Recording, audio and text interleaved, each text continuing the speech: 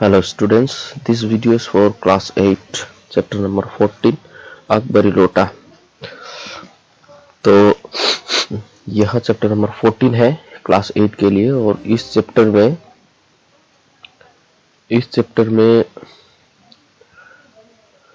यह बताने की कोशिश की गई है कि पुराने जमाने में के जो बहुत सारे सामान है, अभी नए जमाने के लोग बहुत सारे ऐसे लोग हैं जो पुराने जमाने के लोगों के द्वारा यूज किए गए जो भी बर्तन वगैरह सामान है उसको इकट्ठे करने का बहुत शौक रखते हैं।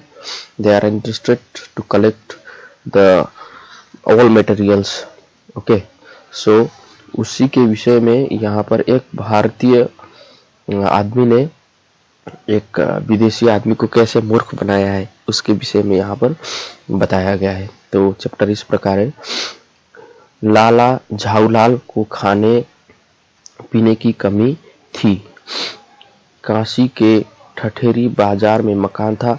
नीचे की दुकान से 100 रुपये मासिक के करीब किराया उतर आता था। अच्छा खाते थे, अच्छा पहनते थे, पर 250 रुपये तो एक साथ आंख सेकने के लिए भी न मिलते थे। तो लाला झाऊलाल करके एक आदमी थे और उनका घर काशी के बनारस, जो अभी बनारस है उसका नाम है काशी, तो काशी के ठिठोरी बाजार नाम के जगह पर उनका घर था। तो नीचे उन्होंने उनके घर से नीचे दुकान भाड़ा में लगा दिया था, एक कमरा था उस भाड़ा में लगा दिया था और वो भाड़े से कम दुकान से 100 रुपये तो कम से कम उनको भाड़ा मिलते थे। उसी से वो खाते पीते सब कुछ उनका घर चलाते थे। लेकिन कभी उन्होंने 250 मतलब 250 250 रुपीज कभी उन्होंने देखा नहीं था, एक साथ उन्होंने कभी देखा नहीं था। तो उनको घर में उनके खाने पीने की पैसे की कमी हो रही थी। तो और इसलिए जब उनकी पत्नी ने एक दिन एकाएक 250 रुपये की मांग पेश की तब उनका जी एक बार जोर से सनसनाया और फिर बैठ गया। उनकी यह दशा देखकर पत्नी ने कहा, डरिए मत, आप देने में असमर्थ हो तो मैं अपने भाई से मांग लूं। तो एक बार क्या हुआ, इसलिए कभी कभार क्या होता है, पत्नी और पति का झगड़ा हो जाता है क्योंकि पत्नियां जो है कुछ ऐसा डिमांड करती है पति से कि वो देने में कैपेबल नहीं होता। तो इसी में क्या होता है, उनकी पत्नी जो है एक बार वो 250 रुपीज मांगती है। तो कभी एक बार तो उनका गुस्सा आ जाता है, फिर वो चुपचाप बैठ जाते हैं, पत्नी से क्या बोलेंगे। तो इस कंडीशन को देखकर उनकी पत्नी बोलती है कि आप चिंता मत कीजिए, मैं अपने जो भाई है उनसे मांग लूंगी। यह वो अपने हस्बैंड से बताती, मतलब अपने जो भाई के नाम पर, मेरे जो भाई है मेरे मायके वाले बहुत पैसे वाले, ये वो दिखाना चाहती है।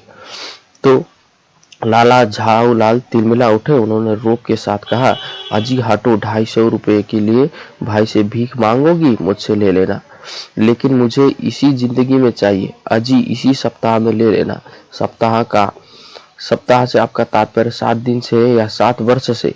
लाला झाऊलाल ने रोब के साथ खड़े होते हुए कहा, आज से 7वें दिन मुझसे 250 रुपये ले लेना। तो झाऊलाल गुस्से में होकर वो बोले और वो खूब उनसे गुस्से में आके हुए बोले कि आप यह सब छोड़ो, तुम अब अपने भाई से क्या भीख मांगोगी, मुझसे ले लेना, ये उन्होंने बताया। लेकिन उसकी पत्नी ने बताया कि इस जिंदगी में देना है, इसी जिंदगी में चाहिए मुझे, आप दूसरे मरने के बाद आप इस जिंदगी में तो गरीब हो, दे नहीं सकते हो, ठीक है। तो झाऊलाल ने कहा कि इसी सप्ताह में विद इन 7 डेज वो ले लेना।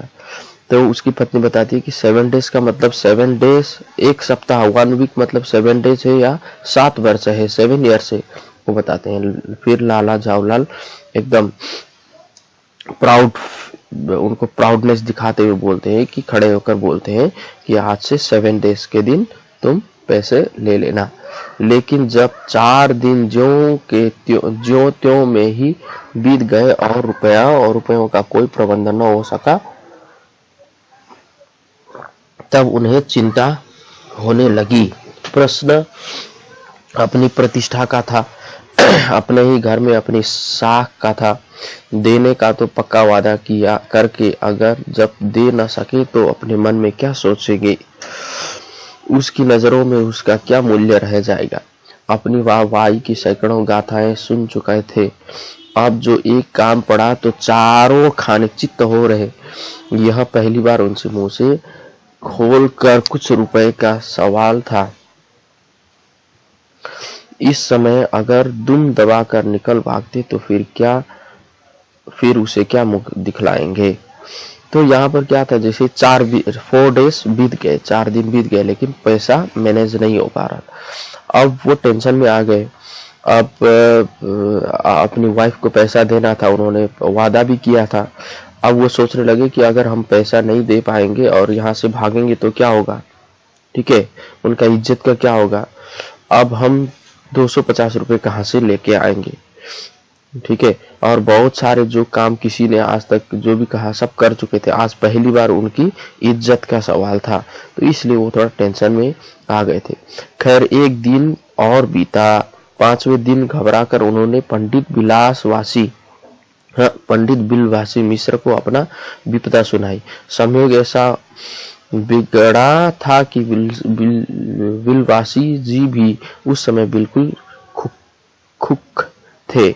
उन्होंने कहा, मेरे पास है तो नहीं, पर मैं कहीं से मांग जांच कर लाने की कोशिश करूंगा, और अगर मिल गया तो कल शाम को तुमसे मकान पर मिलूंगा। तो खैर एक दिन बीत गया, 5th डेज हो गया।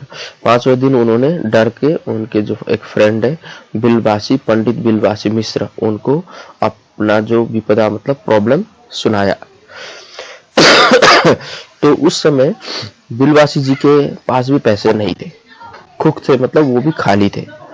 मेरे पास तो, अब उन्होंने बताया कि मेरे पास पैसे तो है नहीं, लेकिन मैं कहीं से मांग करके, किसी के साथ इंक्वायरी करके मांग करके आपको अगर पैसे मिलेंगे तो कल इवनिंग को मैं आपसे आपके घर में मिलूंगा। वही शाम आज थी, हफ्ते का अंतिम दिन। कल 250 रुपए या तो गिन देना है या सारी हेकड़ी से हाथ धोना है। यह सच है कि कल रुपया न आने पर उनकी स्त्री उन्हें डामल फांसी कर देंगी। केवल जरा सा हंस देंगी, पर वह कैसी हंसी होगी, कल्पना मात्र से झाऊलाल को में मरोड़ पैदा हो जाती थी। तो वही इवनिंग आज था। आज उनकी पत्नी को पैसा देना था, वीक का लास्ट डे था, तो 250 रुपीज अब देना था। या तो पैसे देने थे या उनको ऐसा बताना था कि मैंने जो वादा किया है वो मैं पूरा नहीं कर सका, और उससे उनको शर्म को डाइजेस्ट करना था।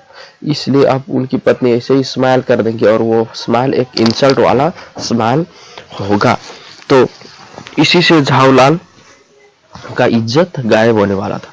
आज शाम को पंडित बिलवासी मिश्र को आना था। याद न आए तो या कहीं रुपए का प्रबंध वे न कर सके।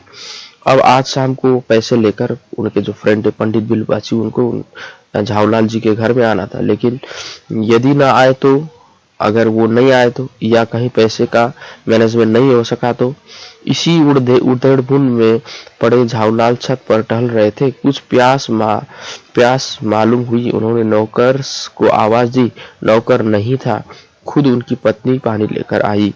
तो इसी टेंशन में, अगर बिलवासी नहीं आए तो क्या होगा, पैसे का मैनेजमेंट नहीं हो पाया तो क्या होगा, इसी टेंशन में वो छत पर रूफ पर घूम रहे थे। तो कुछ उनको प्यास लग गई, थ्रस्टी उनको फील हो गया। तो उन्होंने नौकर को आवाज दिया, लेकिन नौकर घर पर नहीं था। तो उनकी पत्नी खुद पानी लेकर आ गई। वह पानी तो जरूर लाई, पर गिलास लाना भूल गई थी। केवल लोटे में पानी लिए वह प्रकट हुई। फिर लोटा भी संयोग से वह जो अभी बेढंगी सूरत के कारण लाला झाऊल को सदा से नापसंद था तो नया, 1-2 साल का ही बना, पर कुछ ऐसी गढ़न उस लोटे की थी कि उसका बाप डमरू माँ चिलम रही हो। तो अब उनको पानी पीने का मन हुआ, तो फिर उन्होंने आवाज दिया। नौकर था नहीं, तो उनकी पत्नी पानी लेकर आई, लेकिन वो लोटे में पानी लेकर आई, वो ग्लास लाना भूल गई। और वो लोटा भी ऐसा लाई कि झाऊलाल को वो सबसे पसंद नहीं था वो लोटा। और उसका था तो 2 साल पुराना ही, 2 साल पहले लिया था, लेकिन उसका स्ट्रक्चर ऐसा था कि झाऊलाल को वो पसंद नहीं था। और या तो उसका ऐसा स्ट्रक्चर था कि उसकी माँ और उसका बाप शायद डमरू और चिलम रहे होंगे। लाला ने लोटा ले लिया, बोले कुछ नहीं, कुछ नहीं, अपनी पत्नी का अदब मानते थे, मानना ही चाहिए, इसी को सभ्यता कहते हैं। जो पति अपनी पत्नी का न हुआ वह पति कैसा। फिर उन्होंने यह भी सोचा कि लोटे में पानी दें, तब भी गनीमत है, अभी अगर चू कर देती तो बाल्टी में भोजन मिलेगा, तब क्या करना बाकी रह जाएगा। तो लाला जी ने लोटा ले लिया, वो कुछ भी बोले नहीं। अब पत्नी का थोड़ा वो रेस्पेक्ट भी करते थे, तो और पत्नी का रेस्पेक्ट भी करना चाहिए। और जो पति पत्नी का रेस्पेक्ट नहीं करता वो पति भी कैसा पति होगा। फिर उन्होंने यह सोचा कि अगर हम कुछ बोल देंगे तो पत्नी गुस्से में बाद में खाना जो है प्लेट में नहीं देगी, वो बाल्टी में दे देगी, ठीक है। तो अब क्या होता है, घर में पत्नियों का ज्यादा, किसी के घर में पत्नियों का पावर ज्यादा चलता है। अभी अगर कुछ बोल दे तो भोजन बाल्टी में मिलेगा, तब क्या करना बाकी रह जाएगा, उसके बाद क्या करना है, कुछ वो ये सोचकर कुछ भी नहीं बोले। लाला अपना गुस्सा पीकर पानी पीने लगे। उस समय वे छत के मुंडेर के पास ही खड़े थे। जिन बुजुर्गों ने पानी पीने के संबंध में यह नियम बनाए थे कि खड़े खड़े पानी न पियो, सोते समय पानी न पियो, दौड़ने के बाद पानी न पियो, उन्होंने पता नहीं कभी यह भी नियम बनाया था या नहीं कि छत की मुंडेर के पास खड़े होकर पानी न पियो। जान पड़ता है कि इस महत्वपूर्ण विषय पर उन लोगों ने कुछ नहीं कहा है। तो लाला जी गुस्सा तो था उनको लोटे को देखकर, लेकिन वो चुपचाप कुछ बिना बोले गुस्सा को सहन करते हुए वो उस समय छत पर किनारे पर बैठकर खड़े हो गए। और हमारे बुजुर्गों ने, हमारे जो फोरफादर्स हैं, उन्होंने पानी पीने के कुछ नियम बनाए, जैसे खड़े खड़े होकर कभी पानी नहीं पीना चाहिए, सोते समय पानी नहीं पीना चाहिए, और दौड़ने के बाद तुरंत पानी नहीं पीना चाहिए। बट छत पर मुंडेर पर खड़े होकर वो पानी नहीं पीना चाहिए, ऐसा नियम बनाया कि नहीं बनाया पता नहीं अभी तक, ठीक है। तो यहाँ पर ये जोक्स मार रहे हैं। इस समय महत्वपूर्ण विषय उन लोगों ने कुछ इस पर शायद उन्होंने कोई डिस्कस नहीं किया। लाला झाऊलाल मुश्किल से दो एक घूंट पी पाए होंगे कि न जाने कैसे उनका हाथ हिल उठा और लोटा छूट गया। तो पता नहीं, अब लाला झाऊलाल पानी पिए थे, 1-2 घूंट पानी पिए थे कि उनका हाथ हिलकर लोटा नीचे गिर गया। लोटे ने दाएं देखा न बाएं, वह नीचे गली की ओर चल पड़ा। अपने बेग में उल्का को लजाता हुआ वह आंखों से ओझल हो गया। किसी जमाने में न्यूटन नाम के किसी खुराफाती ने पृथ्वी की आकर्षण शक्ति नाम की एक चीज इजाद की थी। कहना न होगा कि यह सारी शक्ति इस समय लोटे के पक्ष में थी। तो लोटा ने क्या किया, वो राइट लेफ्ट ऐसा कुछ नहीं देखा, वो सीधे नीचे गली में जाकर गिर पड़ा। वो इतने स्पीड में था कि वो गिर पड़ा और आंखों से वो दिखाई देना बंद हो गया। तो किसी जमाने में एक न्यूटन जो है, उन्होंने ये एक नियम, अर्थ का जो एक नियम है, ये ग्रेविटेशनल फोर्स के बारे में उसने रिसर्च किया था। आकर्षण, पृथ्वी की आकर्षण शक्ति मतलब अर्थ का एक ग्रेविटेशनल फोर्स। अर्थ का एक पावर होता है जो ऊपर गए जो भी वस्तु होगा वो नीचे जोर से खींचेगा, इसलिए हम कुछ भी सामान ऊपर फेंकते हैं तो वो नीचे गिर जाता है। तो इस समय उसका जो नियम, जो ग्रेविटेशनल फोर्स है वो लोटे पर था, इसलिए वो जोर से नीचे गिर रहा था। लाला को कांटों की बदन में खून नहीं, ऐसी चलती हुई गली में ऊंचे 3 मंजिले से भरे हुए लोटे का गिरना हंसी खेल नहीं। यह लोटा न जाने किस अनाधिकारी के झोपड़े में पर काशीवास का संदेश लेकर पहुंचेगा। कुछ हुआ भी ऐसा ही। गली में जोर का हल्ला उठा। लाला झाऊलाल जब तक दौड़कर नीचे उतरे तब तक एक भारी भीड़ उनके आंगन में घुस आई। तो लाला जाऊ का जो लोटा था वो नीचे इतने स्पीड में गिर गया कि शायद किसी के झोपड़े में काशी का संदेश लेकर, मतलब किसी को मरने का संदेश लेकर नीचे जा पड़ा था।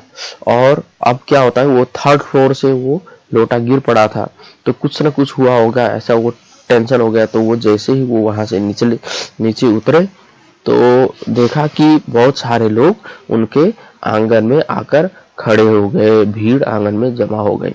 लाला झाऊलाल ने देखा कि इस भीड़ में प्रधान पात्र एक अंग्रेज है जो नखशिख से भीगा हुआ है और जो उसके एक पैर को हाथ से सहलाता हुआ दूसरे पैर पर नाच रहा है। उसी के पास अपराधी लोटे को भी देखकर लाला झाऊलाल ने फौरन 2 और 2 जोड़कर स्थिति में खड़े हो गए। तो क्या होता है, लाला झाऊलाल ने देखा कि वहां पर जो मेन कैरेक्टर है, मतलब जो घायल हो गए, वो एक अंग्रेज है जो नखशिख, मतलब उसके चोटी से लेकर नीचे वाले पैर तक सब भीगा हुआ है, पानी से भीगा हुआ है, लोटे के पानी से, और वो उसके पैर पर उस लोटे से लगा हुआ था, इसलिए वो अपने पैर को पकड़ा हुआ है और एक पैर में खड़ा होकर, जैसे हम लोग एक पैर में खड़े होते हैं तो उसमें स्टेबल नहीं हो पाते और इधर उधर हिलते हैं तो डांस करने जैसा दिखाई देता है, वैसे ही उनका उस ब्रिटिश का कंडीशन हुआ था। तो वही लोटा अपने हाथ में पकड़ा हुआ था। तो लाला झाऊलाल क्या करें, अब समझ में नहीं आ रहा था, इसलिए वो नमस्कार करके मतलब माफी मांगने के कंडीशन में आ गए थे। गिरने के पूर्व लोटा एक दुकान के साइबान से टकराया। वहां टकराकर उस दुकान पर खड़े उस अंग्रेज को उसके सांगोपांग स्नान कराया और फिर उसके बूट पर जा गिरा। तो गिरने के पहले, जैसे ऊपर से 3rd फ्लोर से वो गिरा लोटा, तो गिरने के बाद वो दुकान पर जा गिरा और उसके बाद वहां दुकान पर खड़े ब्रिटिश को ऊपर से पानी गिर पड़ा, लोटे का पानी गिर पड़ा उसके सर से पांव तक, फिर उसके बाद उसके बूट, मतलब उसके जो पैर है वहां पर जाकर लगा। उस अंग्रेज को जब मालूम हुआ कि लाला झाऊलाल ही उस लोटे के मालिक है, तब उसने केवल एक काम किया, अपने मुंह को खोलकर खुला छोड़ दिया। लाला झाऊलाल को आज ही यह मालूम हुआ कि अंग्रेजी भाषा में गालियों का ऐसा प्रकांड कोश है। तो जैसे ही उस अंग्रेज को मालूम हुआ कि यह लोटा लाला झाऊलाल का है, तो उसने एक काम किया कि उसने अंग्रेजी में पूरा गालियां देने लगा, है ना। तो अब लाला झाऊलाल को पहली बार पता हुआ कि अंग्रेज मतलब इंग्लिश में भी इतने सारे गालियां डिक्शनरी में मिलते हैं। इसी समय पंडित बिलवासी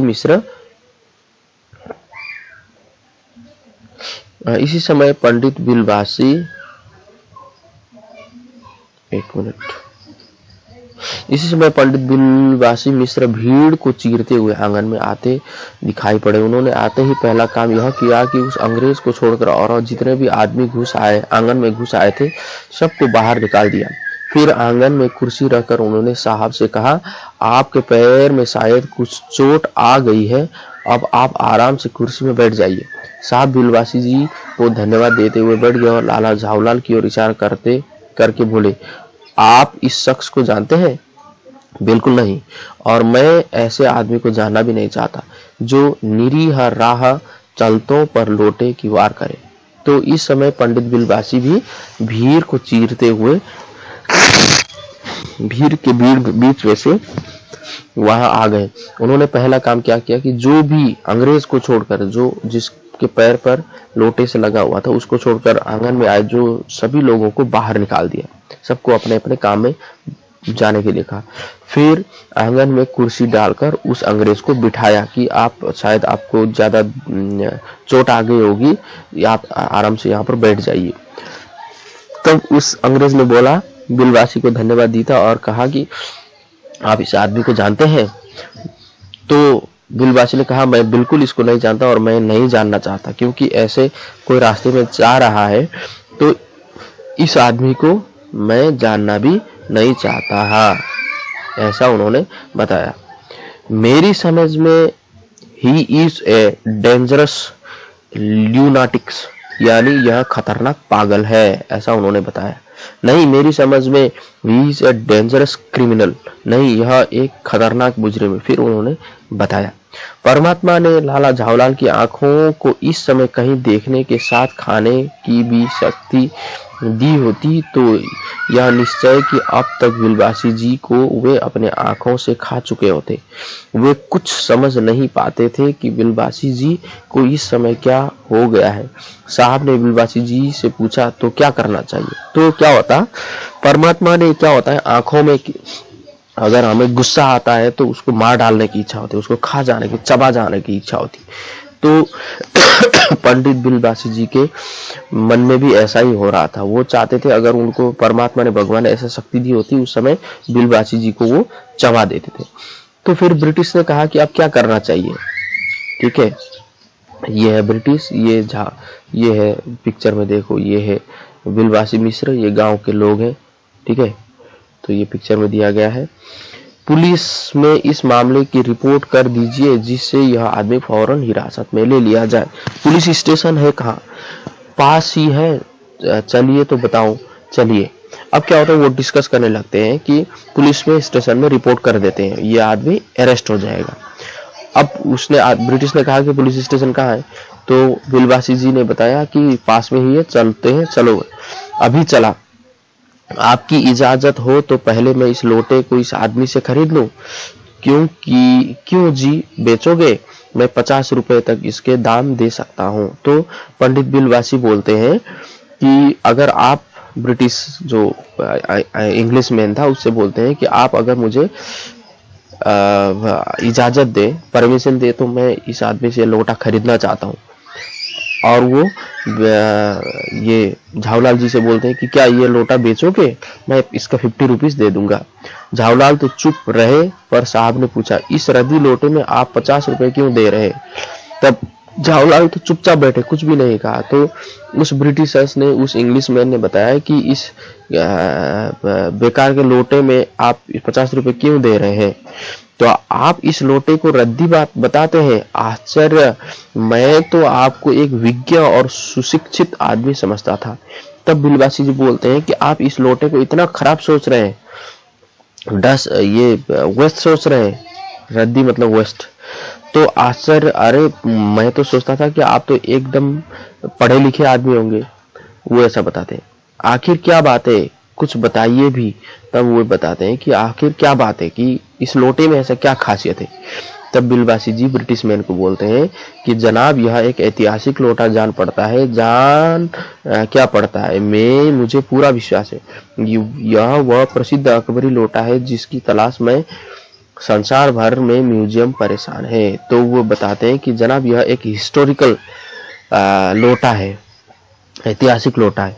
यह जान पड़ता है क्या? यह तो मुझे पूरा फुल्ली मैं विश्वास, I am very much confident with this. Okay, यह वह प्रसिद्ध अकबरी लोटा, यही तो वो फेमस अकबरी लोटा है जो राजा अकबर ने इसमें पानी पिए थे। ये बहुत सारे संसार के बहुत सारे जो म्यूजियम है वो इस लोटे को ढूंढने में परेशान है। तब वो ब्रिटिश बताता है कि यह बात, जी जनाब, 16वीं शताब्दी की बात है। बादशाह हुमायूं शेरशाह से हार कर भागा था और सिंध के रेगिस्तान में मारा फिर रहा था। एक अवसर पर प्यास से उसकी जान निकल रही थी। उस समय एक ब्राह्मण ने इसी लोटे से पानी पिलाकर उसकी जान बचाई थी। हुमायूं के बाद अकबर ने उस ब्राह्मण का पता लगाकर इस लोटे को ले लिया और उसके बदले में उसे इस प्रकार के 10 सोने के लोटे प्रदान किए। यह लोटा सम्राट अकबर को बहुत प्यारा था, इसी से इसका नाम अकबरी लोटा पड़ा। तो यहाँ पर वो बताते हैं कि 16th सेंचुरी में जब हुमायूं हुमायूं शेरशाह से हार कर भारत से भागा था और सिंध के रेगिस्तान में, जब अभी इधर अफगानिस्तान के साइड में पड़ता है, सिंध के रेगिस्तान में घूम रहा था। तो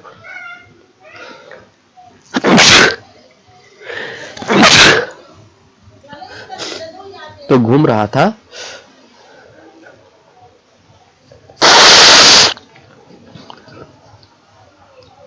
तो एक बार उसको बहुत प्यास लगी, तो वहां पर एक ब्राह्मण ने उसको इस लोटे में पानी पिलाई थी।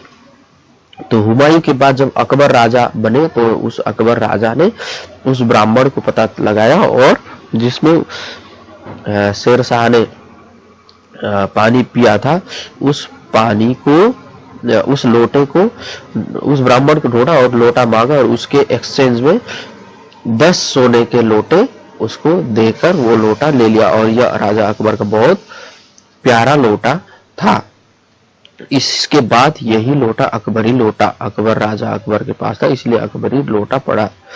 वह बराबर इसी से वजू करता था। सन 1957 मतलब 57 मतलब 1957 तक इसके शाही घराने में रहने का पता है, पर इसके बाद लापता हो गया। कलकत्ता के म्यूजियम में इसका प्लास्टर का मॉडल रखा हुआ है। पता नहीं यह लोटा इस आदमी के पास कैसे आया। म्यूजियम वालों को पता चले तो फैंसी दाम देकर इसे खरीद ले जाएंगे। तो इसके बाद यही लोटा राजा अकबर का फेवरेट हो गया था। 1957 तक ये शाही मतलब रॉयल फैमिली के घर में ये रहता था, पर उसके बाद ये लापता हो गया। कलकत्ता के म्यूजियम में इसका एक मॉडल रखा हुआ है। तो पता नहीं यह लोटा इस आदमी के पास कैसे पता चल गया। अगर म्यूजियम वाले को पता चला तो यह कुछ दाम देकर इसे खरीद लेंगे, ये बताया।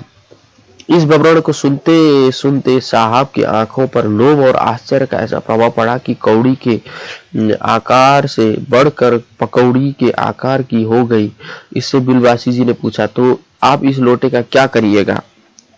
तो इस प्रकार क्या हो गया कि इस कहानी को सुनते ही उस ब्रिटिश के आंखों में लोभ, मतलब वो उसको खरीदना चाहता था, ठीक है। और वो कुछ भी उसका दाम, पहले तो उसका कोई वैल्यू नहीं था, अब एकदम महंगा हो गया।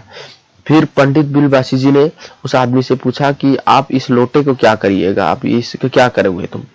तो मुझे पुरानी और ऐतिहासिक चीजों के संग्रह का शौक है। उस आदमी ने बताया कि मैं पुरानी और हिस्टोरिकल चीजों को कलेक्शन करने का मेरा हॉबी है। मुझे भी पुरानी और ऐतिहासिक चीजों का संग्रह करने का शौक है। जिस समय यह लोटा मेरे ऊपर गिरा था उस समय मैं यही कर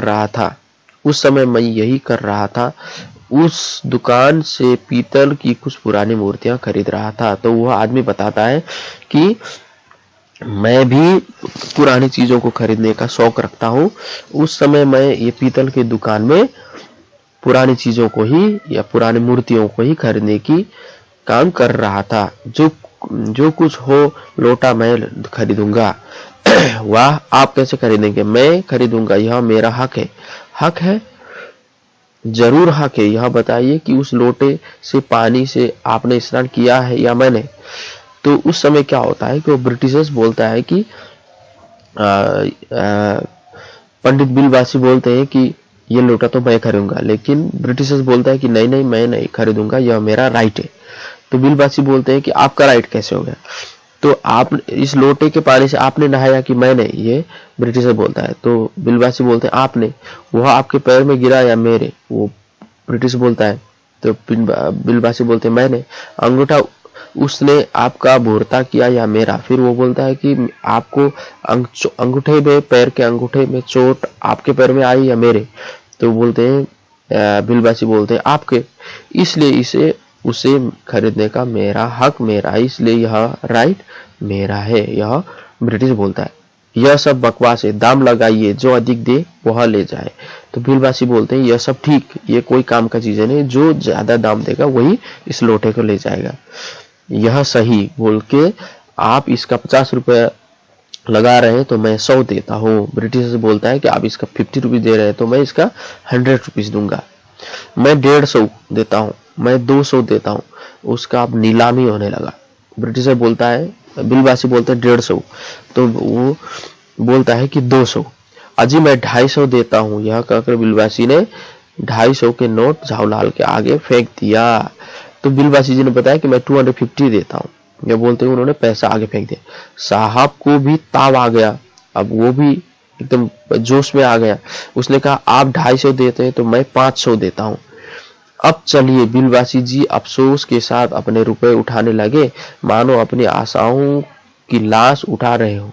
साहब की ओर देकर उन्होंने कहा, लोटा आपका हुआ, ले जाइए, मेरे पास 250 से अधिक नहीं है।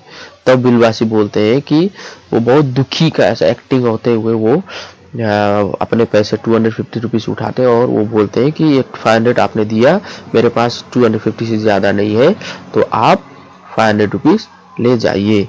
यह सुनना था कि साहब के चेहरे पे प्रसन्नता की कुंजी गिर गई।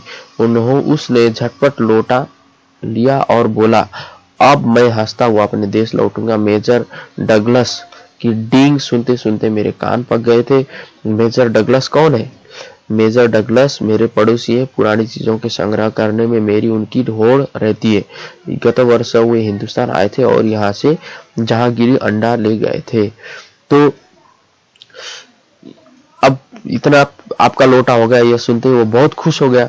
उसने झटपट लोटा उठाया और हंसता हुआ बोला कि अब मैं हंसते खुशी के साथ मैं अपने देश लौट सकता हूँ। मेजर डगलस के कहानी सुनते सुनते मेरे कान पक गए। I am feeling very bored. Okay, तो बिलवासी जी ने पूछा कि मेजर डगलस कौन है? तो मेजर डगलस मेरे पड़ोसी है। वो पुरानी चीजों इकट्ठा करने में हम दोनों का कंपटीशन रहता है, होड़ रहती है, मतलब कंपटीशन रहता है। लास्ट ईयर हुए इंडिया आए थे और उन्होंने जहांगीरी अंडा लेके गए थे। तो फिर वो पूछते हैं जहांगीरी अंडा?